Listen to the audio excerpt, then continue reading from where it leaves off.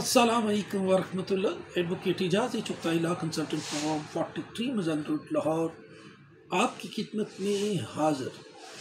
बहुत ही रेलेवेंट ये जजमेंट है फाजिल सुप्रीम कोर्ट की, जिसमें उन्होंने होल्ड किया कि अगर कोई बच्चा मेंटेनेंस की हेड में जाना चाहता है तो वो अपने दादा को अगर पार्टी बनाता है और वो पार्टी बनाने की वजूहात हैं, उसका बाप फौत हो गया है, उसका दादा जो है वो इजी सर्कमस्टेंसेस में है, फाइनेंशियली स्ट्रॉन्ग इनफ है, तो वो पार्टी अगर बनेगा तो उसके अगेंस्ट एग्जीक्यूशन हो सकती है।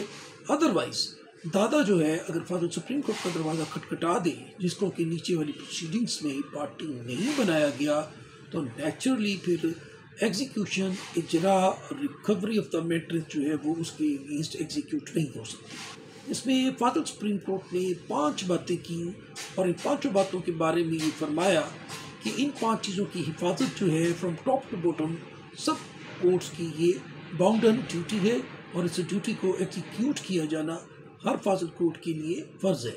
आर्टिकल 10A है फेयर ट्रायल का, दी कॉन्स्टिट्यूशन ऑफ पाकिस्तान का, जिसके बारे में जो 5 लफ्ज़ बोले हैं वो मैं चाहता हूँ कि खुशबू के सफ़र में आप हमारे साथ शामिल हाल रहें। Article 4 and Article 10A fair trial. Duty of courts to deal with everyone in accordance with law. Courts from top to bottom must always remember that while dealing with matters of life, liberty, body, reputation or property of all persons must be dealt with in accordance with law, and that every person appearing before them is entitled to a fair trial and due process of law.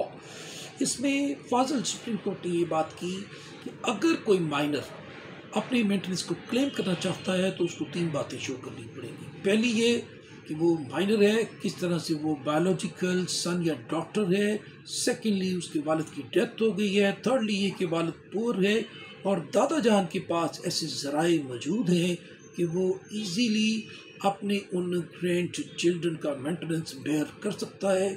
Otherwise अगर आपने उसको party नहीं बनाया दादा को, तो कोई भी प्रोसीडिंग जो है वो उसके अगेंस्ट एग्जीक्यूशन में, इजरा में, रिकवरी मैटर में नहीं हो सकती। इस जजमेंट का मैं नाम रिकॉर्ड करवाता हूँ। PLD 2024 supreme court page 67। The very author of this judgment is His Lordship Mr. Justice Syed Mansoor Ali Shah, और उन्होंने कैटेगरिकली इसमें जो पैरा लिखा, कंक्लूडिंग पैरा, उसमें उन्होंने फरमाया कि in the present case the petitioner grandfather was neither a party to the suit instituted by his grandchild against his father, nor was any decree passed against him. A decree that was not passed against a petitioner cannot be executed against him or his property. तो नीचे वाली सारी courts की जो decisions थे वो call of किए गए, सेट असाइड किए गए, ख़त्म कर दिए गए और बाकायदा तौर पे ये होल्ड किया गया कि अब भी वक्त है कि अगर वो चिल्ड्रन जो है provided legal grounds, warranted ground जो है उसके तहत अपने दादा के अगेंस्ट आ सकते हैं, लेकिन सूट में, not in the execution proceeding. दावा तो फाइल हो गया बाप के अगेंस्ट जो उसकी की लीगल ड्यूटी थी, और अगर वो पे नहीं कर रहा, अपने उस ड्यूटी को पे ऑफ नहीं कर रहा, तो फिर दादा को आप मातूम नहीं कर सकते, उसको एग्जीक्यूशन प्रोसीडिंग में नहीं ला सकते।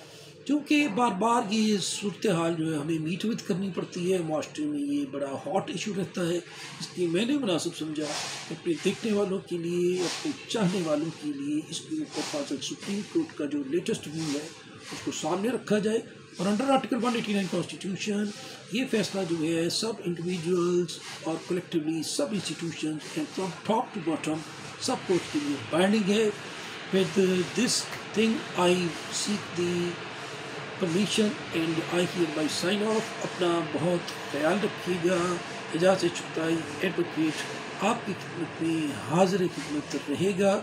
हमारे लिए दुआ भी फरमाइएगा। इस शो की रिकॉर्डिंग में जो लोग, जो एसेंशियल्स, जो एलिमेंट्स इस्तेमाल होते हैं, उनकी खैर बरकत के लिए भी दुआ फरमाइएगा। Thank you very much. फी मान।